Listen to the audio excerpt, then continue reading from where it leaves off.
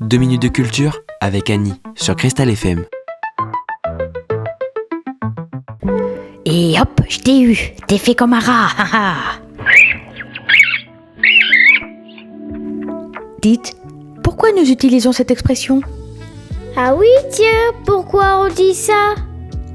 Considéré comme un nuisible, le rat est synonyme de nuisance et de saleté. La plupart des expressions qui font référence aux petits mammifères revêtent une connotation péjorative. La formule « être fait comme un rat » n'est apparue qu'au XXe siècle. Elle véhicule la notion de piège, d'emprisonnement, de capture. Selon le contexte, l'expression peut signifier être fait prisonnier, être arrêté, interpellé, pris ou encore être dupé ou perdant. Quoi qu'il en soit, rien de positif. Mais pourquoi le rat ? Allez, un petit retour au Moyen-Âge.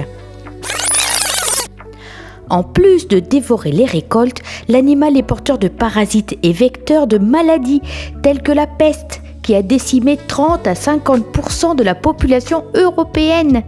Cet épisode tragique avait alors renforcé la piètre réputation dont souffrait déjà le petit mammifère. La comparaison « comme un rat » s'emploie depuis le milieu du XVIe siècle. En 1547, on peut lire dans « Pauvre comme rat » la phrase « gueux comme un rat d'église » pour décrire un indigent. Un petit saut dans le temps encore, hop, et on arrive au début du XVIIIe siècle. On y découvre l'existence de l'expression « être pris comme un rat » pour qualifier une personne placée dans une situation sans issue. Un peu plus tard, vers 1790, on dit « être pris et cuit comme un rat » pour désigner le fait d'avoir été capturé. Voilà, vous savez tout.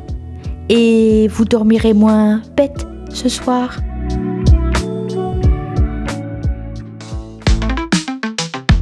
C'était 2 minutes de culture avec Annie sur Cristal FM. Cultivez-vous davantage en redécouvrant tous les épisodes de Annie directement sur vos applications de podcast préférées, Spotify, Deezer et bien plus.